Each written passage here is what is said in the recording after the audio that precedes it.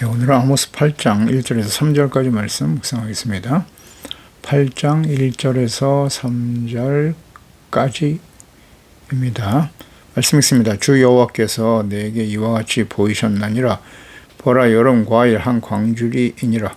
그가 말씀하시되, 아모스야, 내가 무엇을 보느냐? 내가 이르되 여름 과일 한 광주리니이다 하매, 여호와께서 내게 이르시되, 내 백성 이스라엘의 끝이 이르렀은즉 내가 다시는 그를 용서하지 아니하리니 그날의 궁전의 노래가 예고로 변할 것이며 곳곳에 시체가 많아서 사람이 잠잠히 그 시체를 내어 버리리라. 주 여호와의 말씀이니라. 아멘. 쓸모없어 버려질 하나님의 백성들. 하나님께서는 여러 가지 환상을 아모스에게 보여주시면서 장차 하나님을 버리고 우상 숭배의 죄악에서 돌이키지 않는 언약의 백성 이스라엘이 멸망의 길을 가게 될 것을 말씀하십니다. 하나님의 공의 심판에 직면하게 될 것이다 라는 말씀입니다. 이제 하나님께서 이와 같이 환상을 통해서 말씀하십니다. 양을 치는 목자였고 농부였던 아모스가 당시 이스라엘과 모든 시대 하나님의 백성 자녀들이 쉽게 이해할 수 있도록 이런 환상을 통해서 하나님의 뜻을 전달하고 계십니다. 예수님께서도 종종 비유를 들어 가르치셨습니다. 환상이나 비유 등은 자칫 사람들이 각자 다르게 이해하거나 해석할 여지가 있습니다. 이에 하나님께서는 환상과 비유의 의미가 무엇인지를 아주 분명하게 말씀하셨고 기록하게 하셨습니다. 예수님의 비유에 대해서 제자들이 여러 번 그 뜻이 무엇입니까? 묻는 장면이 나오죠. 선지자들도 역시 마찬가지고요. 그러면 그에 대해서 하나님의 뜻이 어떠하신지 정확하게 해석하여 그대로 기록하여 남기셨습니다. 하나님께서 말씀하신 전후 맥락을 잘 살펴봐야 돼요. 그 자의로, 임의로 해석하면 안 됩니다. 하나님께서 가르쳐 주신 의미를 바르게 이해하지 못하고 잘못 해석하거나 적용하게 되면 거짓 이단이 되는 것이죠. 근데 사실 하나님은 그렇게 어렵게 말씀하지 않아요. 어렵지 않습니다. 하나님의 뜻은. 그래서 1절에 여름 과일 한 광주리를 보여주셨다. 여름 과일 한 광주리. 이 환상의 의미는 무엇일까? 왜 이런 환상을 보여주셨을까 생각하면 되겠죠. 하나님이 다 해석해 놓으셨는데요. 여러 과일만 가지고 그 의미를 이해하려고 한다면 여러 가지 해석들이 나올 수 있겠죠. 과일이 완전히 익은 상태로 그대로 놔두면 상할 수밖에 없어요. 그래서 더 이상 보존할 수 없는 것처럼 이스라엘의 죄악이 쌓일 대로 쌓여 이제 심판의 날을 기다린다. 이렇게 해석할 수도 있겠죠. 아니면 무르익은 여름 실과를 따서 광주리에 담아 옮기는 것처럼 이스라엘은 죄악이 무르익을 대로 익어서 결국 포로로 잡혀 이방 땅으로 옮겨갈 수밖에 없는 상황, 이것을 보여준다. 이렇게 해석할 수도 있겠죠. 공통적으로 일치하는 의미는 이스라엘의 멸망이 임박했다는 사실이죠. 이러한 해석이 가능하려면 전후 맥락을 살펴야 돼요. 그래서 2절 말씀과 연결해서 우리가 묵상을 해야겠죠. 그가 말씀하시되, 아모스야, 내가 무엇을 보느냐? 예, 여름 과일 한 광주리를 보고 있습니다. 여호와께서 내게 이르시되, 하나님이 가르쳐 주셨어요. 내 백성 이스라엘의 끝이 이르렀은즉, 이스라엘의 끝에 대한 환상이라는 거죠. 내가 다시는 그를 용서하지 아니하실 것이다. 다시는 용서하지 않으신다. 그러니까 여름 과일의 환상의 의미는 이처럼 이스라엘의 끝이고 하나님의 공의 심판입니다. 다시는 그를 용서하지 않으실 것이다와 연결되어 있다는 거죠. 그러니까 용서의 시간이 끝나고 이제는 하나님의 심판이 임박했음을 의미하는 것이라고 분명히 말씀하셨습니다. 그렇다면 여름 과일의 환상에 대해서 다른 해석이나 주장을 해서는 안 되는 것입니다. 하나님의 말씀과 뜻대로 이해를 해야죠. 그래서 여름 과일은 날씨가 덥기 때문에 오래 보관할 수 없는 건 사실이고요. 쉽게 부패하고 썩어져 버릴 수밖에 없게 된다는 것입니다. 과일은 잎이 자라고 꽃이 피고 열매를 맺는 과정을 잘 이해한다면 하나님께서 얼마나 오랜 시간 동안 선지자를 보내서 이스라엘의 죄악을 깨우쳐 주시고 책망해 주시고 죄악된 가지를 여러 가지 시련과 환난을 통해서 쳐내시고 회개하고 돌아오기를 정말 오랫동안 기다리셨죠. 그런데 돌이키지 않음으로써 이제는 심판의 때가 되었다는 거예요. 때가 되면 열매가 익는 것처럼 하나님이 오래 참으셨지만 죄악이 이제 가득하여 더 이상 놔둘 수가 없는 상태가 되었다는 뜻이겠죠. 이것은 뭐 성경 전체에 나타난 하나님의 뜻이기도 하죠. 정말 오래 참으시죠. 사랑은 오래 참고 모든 것을 믿으며 참고 견디는 거예요. 그 패역한 악을 행하고 하나님 면전에서 우상을 섬기며 하나님을 멸시하고 조롱하는 이 패역한 하나님의 백성들, 하나님이 오랫동안 참고 견디고 계셨어요. 그런데 이제는 하나님께서 더 이상 인내하실 수 없는 상황이 벌어졌다. 이스라엘이 아수르에서 멸망을 당한 후에 남유다 역시 그 길을 가게 될 것을 선지자들 통해서 끊임없이 말씀하고 기다리셨는데요. 결국 북이스라엘은 아수르에 의해서 BC 722년에 멸망을 당하죠. 유다는 BC 586년 바벨론에 의해서 역시 멸망의 길을 가게 됩니다. 그러니까 북이스라엘이 아수르에서 멸망당한 이후에 바벨론에 멸망당할 때까지 약 136년 동안 하나님께서는 유다를 기다려 주셨네요. 회개하고 돌이킬 수 있도록. 히스기야 왕 6년에 북이스라엘이 아수르에서 멸망을 당했으니까요. 히스기야 왕 이후에 그 아들 므낫세가 우상숭배자가 되었죠. 크게 악을 행하죠. 아주 패역한 왕입니다. 북이스라엘의 아합 왕과 같은 아주 패역한 아들이 바로 왕이 므낫세예요. 히스기야 아들이 이렇게 패역한 왕이 되다니. 그 이후에 요아스와 요시야 왕이죠. 요시야 왕이 개혁을 단행하고 아주 신실한 왕이었는데 역시 그 아들들에 의해서 멸망을 향해 달려가죠. 히스기야와 요시야 훌륭한 성군이 있었습니다만은 마지막을 향해 달려가는 하나님의 심판을 피할 수는 없게 되었네요. 자녀 교육이 얼마나 중요한지 우리가 열왕기서 마지막 부분에 묵상하면서 요시야와 히스기야를 묵상하면서 깨달은 바입니다. 자녀 교육을 잘못 시켰어요. 자신들은 하나님을 잘 섬겼는데. 그래서 멸망의 길을 가게 되고요. 말라기, 마지막 선지자죠. 말라기 선지자의 활동 시기가 언제냐면 BC 430년이에요. 그 이후에 선지자를 보내지 않으셨죠. 말라기가 마지막 선지자거든요. BC 430년. 그리고 이제 예수 그리스도를 보내십니다. 그러니까 430년 동안 침묵하신 거예요. 바벨론 포로에서 돌아오죠. 70년 동안 포로 생활 끝나고 다시 돌아와서 이제 하나님께서 말씀하신 대로 헬라와 로마에 의해서 이스라엘은 또다시 고통과 시련의 시간을 지나게 되는데요. 말라기 선지자 이 말라기 시대에 이미 하나님께서는 이스라엘, 유다를 엄히 책망하고 계시죠. 그때 마지막 선지자 이후에 430년 동안 침묵하셨다가 예수님 오셨다. 430년이네요. 이것을 우리가 묵상해 보면 야곱과 그의 가족들이 요셉과 함께 애굽에 들어가죠. 그 애굽에서 있었던 시간이 대략 430년이거든요. 이거 비슷하네요. 네. 그 다음에 이제 모세를 보내서 이스라엘을 구원하셨는데 말라기 마지막 선지자를 보내신 이후에 430년 동안 침묵하셨다가 하나님의 아들 그리스도를 보내셨네요. 이게 우연의 일치일까? 뭐 이런 생각도 하게 돼요. 네, 430년. 결국 하나님의 아들을 보내셨지만 그들은 예수님을 거부하죠.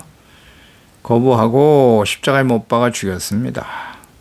그래서 로마에서 멸망을 당하죠. AD 70년. 또다시 멸망의 길을 가게 돼요. 교훈을 얻지 못해. 이 하나님의 자녀 백성들. 그리고 2000년의 세월이 흐르죠. 오래 걸렸습니다. 1948년에 이스라엘을 회복시켜 주셨고요.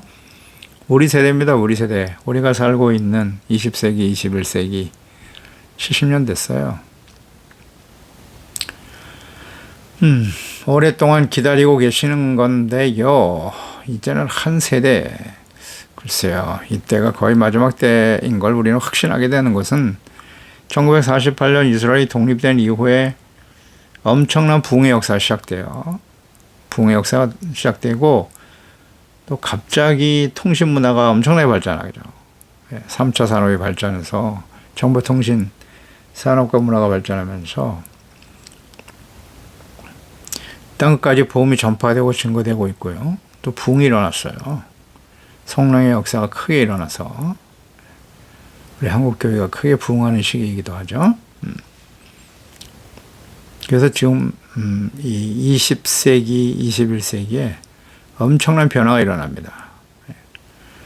과거에도 그랬듯이 이스라엘은 예수님을 그리스도로 인정하지 않을 것이다. 지금 이제 이스라엘은 알리아 운동이 일어나서 전 세계에 흩어진 유대인들이 지금 예루살렘으로 돌아오고 있죠. 그러나 그들은 이스라엘이 예수님을 그리스도로 인정하지는 않을 것이다. 그럴 기미가 전혀 보이지 않죠. 과거의 이스라엘 백성들의 모습을 보면 오늘과 미래가 보여요. 이방인들 중에 구원받은 하나님의 자녀들과 교회와 그리스도인들이 계속 세속화되어져 가겠죠. 이스라엘 백성들이 돌이키지 않는 것처럼 이방인 중에 구원받은 그리스도인들도 역시 돌이키기가 쉽지 않을 것이다. 그러니까 인간의 능력과 재물을 하나님보다 더 사랑하고 거기에 가치를 두고 살아가는 우상숭배의 죄악에서 돌이키지 못하고 결국 요한계시록의 예언의 말씀이죠. 마지막 심판이 지구상에 일어나게 될 것입니다. 그래서 성경을 보면 인류의 역사, 과거, 현재, 미래가 잘 나타나 있어요. 역사의 주인은 하나님이시고 역사의 중심에 하나님께서 택하시고 언약하신 백성 이스라엘, 언제나 역사의 중심은 이스라엘이에요. 이스라엘이 제사장의 나라고 복의 근원이 되어야 할 백성들이 있는데 하나님을 친히 하나님께서 자신을 계시하셨고 역사 속에 함께 하셨죠. 그들과 함께 하셨어요. 그들을 통해서 하나님의 영광을 나타내시고 증거하신 사람들이고 그들 가운데서 그리스도가 이 땅에 오셨고 그들이 정체성과 사명, 거룩함을 상실했을 때 과거 하나님께서 그들을 어떻게 대하셨는가를 자세하게 기록하여 남기셨죠. 역사적으로 모두 다 증명되었어요. 하나님이 하셨던 모든 예언은 다 성취되었습니다. 이제는 예수님의 재림과 요한계시록의 마지막 심판만 남아있죠. 그러니까 인류의 미래는 어떻게 될 것인가 아주 명확합니다. 요한계시록의 심판, 마지막 심판이 이 땅에 성취될 것이다. 계시록 1장 1절 이하에 예수 그리스도의 계시다. 이는 하나님이 그에게 주사 반드시란 말을 강조하셨죠. 반드시 속히 일어날 일들을 그 종들에게 보이시려고 그의 천사를 그 종 요한에게 보내서 알게 하신 것이라 그랬어요. 요한은 하나님의 말씀과 예수 그리스도의 증거고 자기가 본 것을 다 증언하였느니라. 이 예언의 말씀을 읽는 자와 듣는 자와 그 가운데 기록한 것을 지키는 자는 복이 있도다. 때가 가까움이니라. 그러면서 이제 요한 아시아에 있는 7교회에 편지한다. 그러면서 소아시아 7교회에 하나님의 말씀을 전하죠. 전하시면서 그의 아버지 하나님을 위하여 우리를 나라와 제사장으로 삼으신 그에게 영광과 능력이 세세토록 있기를 원하노라. 아멘. 볼지어다 그가 예수님이죠. 구름을 타고 오시리라. 각 사람의 눈이 그를 보겠고 그를 찌른 자들도 볼 것이고 땅에 있는 모든 족속이 그로 말미암아 애곡하리니 그리하리라 그러하리라. 아멘. 이렇게 말씀되어 있죠. 시작하죠. 요한계시록. 예수님 구름 타고 오시는데 각 사람의 눈이 그를 보겠다. 이게 2000년 전에 이 말씀은 전혀 이해가 안 되죠. 예수님이 이 땅에 오시는데 모든 민족 각 사람들이 다 본다. 근데 오늘날은 이해가 되죠. 예수님이 구름 타고 오신다. 재림하시는 장면을 모든 사람이 핸드폰으로 다 확인할 거예요. 다 보겠죠. 예. 핸드폰으로 그냥 온 세상에 중계가 될 것이니까. 이제 이해가 되죠. 각 사람이 다 보게 된다. 맞습니다. 반드시 속히 일어날 일들을 종들에게 보이시려고 그랬거든요.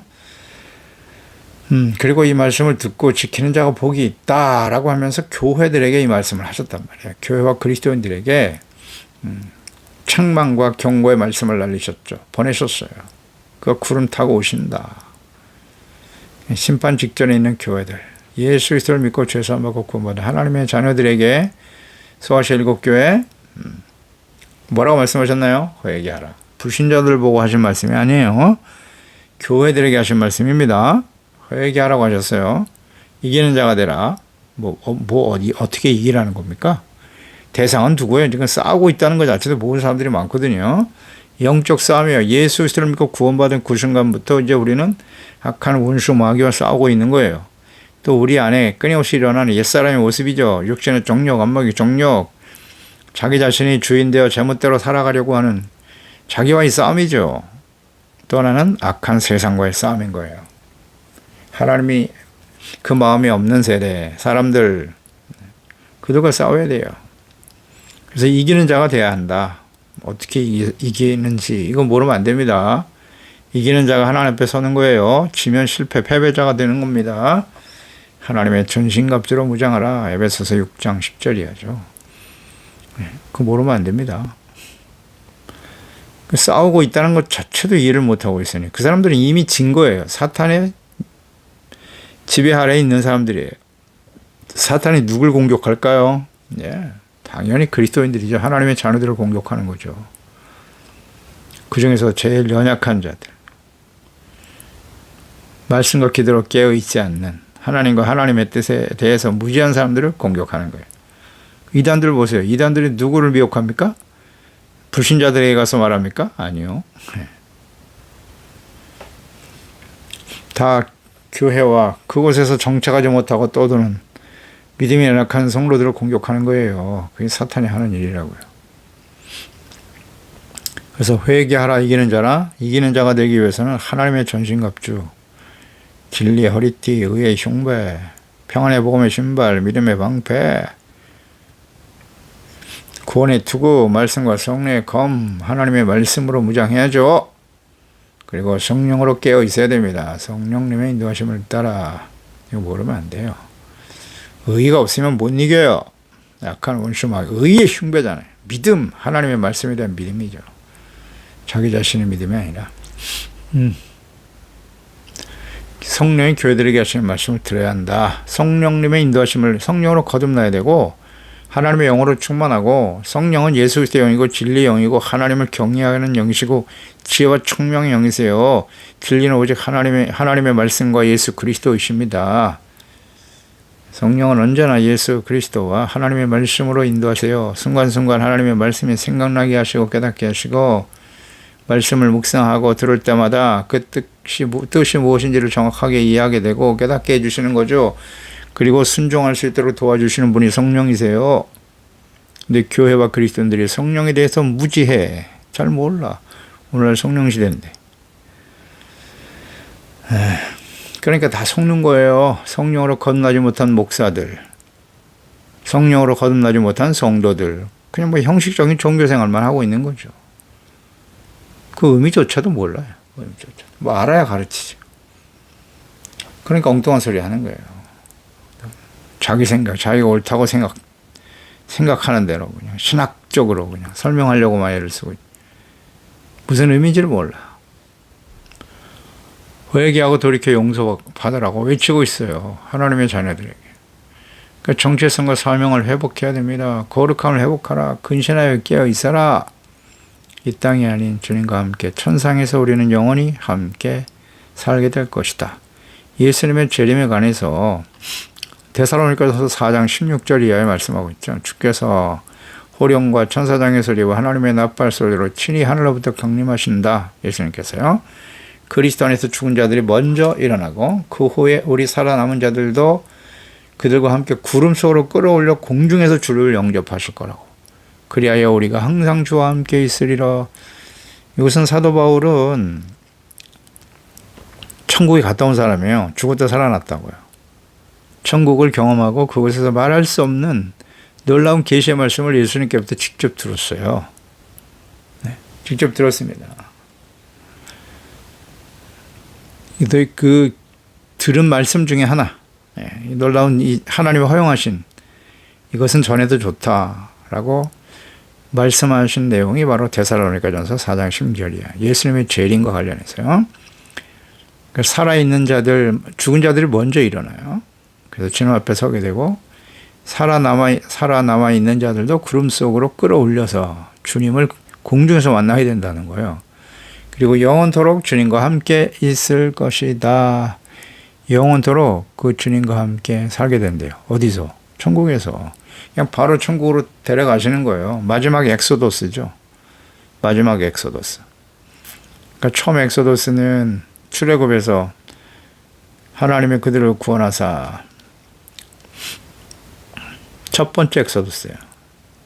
그래서 약속의 땅 가나안 땅으로 인도하시는 과정이었고, 두 번째 엑소더스가 뭐냐? 예수 그리스도예요. 예수님을 이 땅에 보내셔서 예수 그리스도를 믿고 구원받은 자들을 이제 천국에 일러 하나님이 천국을 선포하셨어요. 천국에 보라. 이제 예수님이 첫 번째 요단강에 세례 받으시고 첫 번째 하신 말씀이 마가복음 6장 15절이잖아요. 천국이 가까워 왔느니라 회개하고 복음을 믿어라 라고 선포하셨잖아요. 천국이 가까이 왔다. 그러니까 예수 그리스도를 통해서 그들을 천국으로 인도하시는 거예요. 믿는 자를 죄산받고 이롭다물 얻어 하나님의 천국으로 인도하기 위해서 오신 분. 그게 두 번째 엑소더스예요. 예수님께서 죽으심을 통해서 십자가에 죽으신 것 부활을 통해서 마지막 엑소더스가 이제 예수 그리스도의 재림인 거예요. 예수님이 재림하실 때 살아있는 자들을 이게 끌어올린단 말이에요. 살아있는 사람들, 어떤 사람이 살아있는 사람인지 알겠죠? 예수 그리스도를 믿고 죄사함받고 의롭다함을 얻어 말씀과 기도와 성령의 인도하심을 따라 경건히 삶을 지켜 근신하고 깨어있는 사람들이겠죠. 이런 사람들이 올라가는 거예요. 이기는 자, 죄를 이기고 마귀를 이기고 악한 세대를 이겨 승리한 자들이겠죠. 공중에서 끌어올려 즉시 영원히 주와 함께 한다고 그랬으니까 영원히 주님과 함께 사는 곳이 어디겠어요? 천국으로 인도하신다고요. 그게 마지막 엑소더스예요. 쫙 끌어올리시겠죠. 마지막 엑소더스가 일어날 겁니다. 할렐루야. 하나님 말씀이에요. 예언의 말씀 그대로 되겠죠. 그러니까 사도 바울이 직접 받은 하나님께로부터 주님께로부터 받은 계시거든요. 고린도후서 12장 1절에 보면 무익 하나만 내가 부족불 자랑한다. 주의 환상과 계시를 말하리라. 환상과 계시를 말한다고 하면서 내가 그리스도 안에 있는 한 사람을 아는데 그는 14년 전에 셋째 하늘에 이끌려간 자라. 자기 자신을 얘기하는 거예요. 그가 몸 안에 있었는지 몸 밖에 있었는지 나는 모르거니와 하나님은 아신다. 내가 이런 사람을 아노니 그가 몸 안에 있었는지 몸 밖에 있었는지 나는 모르지만 하나님은 아신다. 그가 낙원으로 끌어올려가서 말로 표현할 수 없는 말을 들었으니 사람이 가히 이르지 못할 말이로다. 지금 자기 간증을 하고 있는 거예요. 자기가 14년 전에 천국에 갔다 왔다는 거죠. 거기서 말할 수 없는 환상과 계시를 보게 되었다고 고백하고 있죠. 사도 바울. 그래서 사람이 가히 이르지 못할 말이다. 이 가히 이르지 못한다. 이 가히라고 라는 헬라어가 엑세스티, 가능하다, 합법적이다, 타당하다 이런 말이거든요. 그러니까 합법적으로 말할 수 없는, 주께서 허용하시지 않으면 말할 수 없는 그런 계시와 말씀들을 너무나 많이 보고 들었다는 거예요. 사도 바울이. 그런 뜻이에요. 가히 이르지 못할, 사람들이 감당할 수 없어요. 하나님이 허락하시지 않으면 말할 수 없다. 그런 하늘의 놀라운 계시들을 직접 자기가 목격했으니까요. 네. 하나님이 허용하신 말, 전하라고 하신 말씀만 풀어서 전하는 거예요. 그게 바로 바울의 서신서에 있는 하나님의 말씀들이고, 그 예수님의 가르침과 다르지 않죠. 다만 이제 재림과 관련해서는 이런 계시의 말씀들을 우리에게 남겼죠. 네. 그렇습니다. 이 말씀대로 되겠죠. 반드시 이루어집니다. 반드시 이루어집니다. 선지서 묵상이 끝난 후에 선지서의 내용이 이제 이스라엘과 유다가 악에서 돌이키지 못함으로써 결국 하나님의 공의 심판에 의해서 멸망의 길을 가게 되지만 하나님께서는 또다시 그들을 회복시켜 주시는 놀라운 사랑과 은혜를 베풀어 주고 계시죠. 예수 그리스도를 통한 하나님의 구원의 역사와 연결이 되어 있죠. 선지서의 말씀들은 예수님의 초림과 또 마지막으로 예수님의 재림, 마지막 심판까지 연결이 되어 있어요. 네, 언제나 그래요. 선지서의 이런 말씀이 예수 그리스도의 재림과 초림으로 연결됩니다. 하나님의 뜻은 변하지 않거든요. 그래서 선지자 말씀을 묵상을 하고요. 그 다음에 이제 남은 계시인 요한계시록, 다음에 이제 요한계시록을 묵상하도록 하겠습니다. 다 연결이 되거든요. 그래서 이 성경 말씀에 나타난 전체적인 하나님의 뜻, 선지서 이런 말씀들을 참 묵상하고 이해하고 나면 요한계시록에 있는 말씀과 이렇게 연결이 돼요. 자연스럽게 연결이 된다고. 그게 이해가 돼, 이해가. 그러니까 선지서에 나타난 하나님의 말씀과 뜻을 이해하지 못하면요, 요한계시록의 말씀 이해할 수 없어요. 예수 그리스도의 초림과 재림으로 아주 자연스럽게 연결이 됩니다. 우리가 요한계시록 말씀을 이제 묵상하게 될 텐데 그 요한계시록 말씀을 묵상하면서 과거의 선지서에 있었던 선지자를 통해서 하셨던 말씀과 다 연결되는 것을 알 수 있게 됩니다. 그러니까 요한계시록은 성경 전체에 나타난 하나님의 말씀과 뜻을 바르게 이해할 때 비로소 올바르게 해석할 수 있어요. 전할 수 있어요. 그래서 우리가 계시록을 선지서가 끝나면 지금 묵상해 보도록 하죠. 그러니까 내가 다시는 그를 용서하지 않을 것이다 라고 말씀하고 있죠. 그날에 궁전의 노래가 애곡으로 변할 것이다. 그렇겠죠. 시체가 얼마나 많은지 그 시체를 다 장사 지낼 수도 없어요. 잠잠히 그 시체를 내어버릴 수밖에 없는 처참한 일이 벌어질 것이다. 하나님이 강조하신 말씀은 다시는 용서하지 않으신다는 거예요. 그러니까 하나님은 충분히 참고 기다리시죠. 기다리시는데 회개하지 않음으로써 악이 가득 차는 거죠. 그때 비로소 긍휼이 없는 심판이 시작되는 거예요. 이게 하나님의 속성이고 하나님의 뜻이에요. 하나님의 공의, 하나님의 뜻. 그러니까 수습할 수 없는 상태의 절망적인 상황들이 그들에게 벌어질 것이다. 불신자, 이방들이 이렇게 된다는 말씀이 아니에요. 언약의 백성, 구원받은 선택받은 선민인 이스라엘이에요. 구원받은 하나님의 자녀들이 자신들의 죄를 진실로 회개하지 않을 때 심판의 자리에 떨어지게 된다는 말씀인 것입니다. 이 말씀이 그대로 성취된 것이 이제 열왕기 하죠. 18장 9절 이하에 보면 히스기야 왕 제4년고 이스라엘 왕 엘라의 아들 호세아 제7년에 아수르 왕 살마네셀이 사마리아로 올라왔다. 3년 후에 그 성읍이 함락됐다 그랬으니까요. 그때하고 히스기야 왕의 제6년 이후 이스라엘 왕 호세아 제9년인데 사마리아가 함락되었다. 분명히 기록하고 있잖아요. 아수르 왕이 이스라엘을 사로잡아 아수르에 이르러 고산강가에 있는 할라와 하볼과 메대 사람이 여러 성읍에 두었다. 데리고 와서도 흩어버렸어요. 이는 그들이 하나님 여호와의 말씀을 듣죠. 여기 원인까지도 나와 있죠. 이는 그들이 하나님 여호와의 말씀을 듣지 않았고 그의 언약과 호세아의 종 모세가 명령한 모든 것을 따르지 아니함이었더라. 예, 모세를 통해 주셨던 모세오경, 율법의 말씀들이죠. 그게 언제나 기초가 되는 거예요. 다시 한번 강조합니다만 하나님께서 이스라엘에서 구원받은 이스라엘 백성들에게 주셨던 시내산에서 주셨던 모세오경, 율법서, 계명 이거 모르면 참된 하나님의 자녀로 살아갈 수 없어요. 예수님께서 율법을 폐하러 오신 것이 아니라는 거 마태복음 5장 17절에 분명히 말씀하셨죠. 율법으로 구원받는 건 아니에요. 율법을 지켜 구원에 이룰 수 있는 사람은 없다고 하셨어요. 의의를 얻기는 어렵다 인간의 노력으로. 다만 예수 그리스도의 십자가 대속의 은혜로 죄사함받고 의롭다함을 얻은 이후에 우리는 율법에 나타난 하나님의 뜻, 의와 하나님 사랑, 이웃 사랑이죠. 그것을 실천하는 것이 의잖아요. 하나님의 나라와 의의 삶을 잘 지켜가야 된다는 거예요. 뭐 어렵잖아요. 그래서 주야로 하나님의 말씀 묵상해야 됩니다. 율법서에 나타난 하나님의 뜻과 예수 그리스도께서 이 땅에 오셔서 가르쳐 주신 말씀이 다른가요? 아니요. 전혀 그렇지 않아요. 같아요. 내용이. 그래서 예수 그리스도의 재림과 마지막 심판의 날, 여호와의 날이죠. 살아있는 자들은 구름 속으로 끌어올려 주님을 영접하고 영원히 천국에서 주님과 함께 살게 될 것이지만 범죄하고 회개하고 돌이키지 않는 교인들, 성도들 무서운 심판의 날이 될 거예요. 뭐 불신자들은 말할 것도 없고요. 지금 하나님의 자녀들에 대해서 이 말씀을 하시는 거예요. 계시록 6장 12절 이하에 내가 보니 6째 인을 떼실 때 큰 지진이 난다. 해가 검은 털로 짠 삼복같이 검어진다. 이런 일이 벌어진다고요. 하늘의 별들이 하늘의 무화과 나무에 대풍이 흘러서 설익은 열매가 떨어진 것 같이 땅이 떨어진다고. 오, 무서운 일이죠. 하늘은 두루마리 같이 말리는 것 같이 떠나가고 각 산과 섬이 제자리에서 옮겨진대요. 무서운 일이 벌어지네요. 임금들과 왕족들과 장군들과 부자들과 강한 자들과 모든 종과 자유인이 굴과 산들의 바위 틈에 숨어서 숨는다고 될 일이 아니죠. 어린 양의 진노에서 우리를 가리라.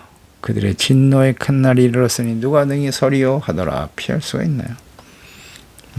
이런 일들이 장차 벌어지게 될 것이다. 이 시간 동안 우리가 해야 될 것이 무엇인가? 과거 이스라엘에서 선지서에 잘 나와 있잖아요. 어렵잖아요. 하나님의 말씀을 들어라. 듣지 않으니까 이렇게 됐다는 거예요.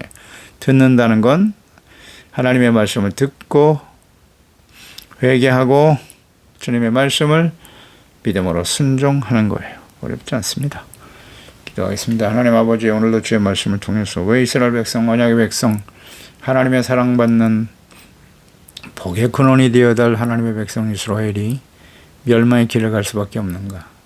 왜 그들에게 하나님은 다시는 용서하지 않겠다는 말씀하셨습니까? 끊임없이 선제를 보내 죄를 깨우쳐 주시고 회개하고 돌아오면 용서해 주시겠다고 얼마나 오랫동안 참고 기다리셨나요? 참 배역하고 완악합니다. 하나님의 백성들이 말입니다. 하나님의 그 예언의 말씀은 결국 역사 속에 그대로 다 성취되었습니다. 이제 예수 그리스도의 재림과 요한계시록의 마지막 심판만 남아있는데요. 이 말씀이 이제 곧 이루어지겠죠. 그런 시대에 지금 우리가 살고 있습니다. 역사의 마지막 끝에 우리가 살아가고 있나이다. 이 시대를 잘 분별할 수 있게 하시고 과거 이스라엘 백성들처럼 되겠죠. 교회와 그리스도인들이 말입니다.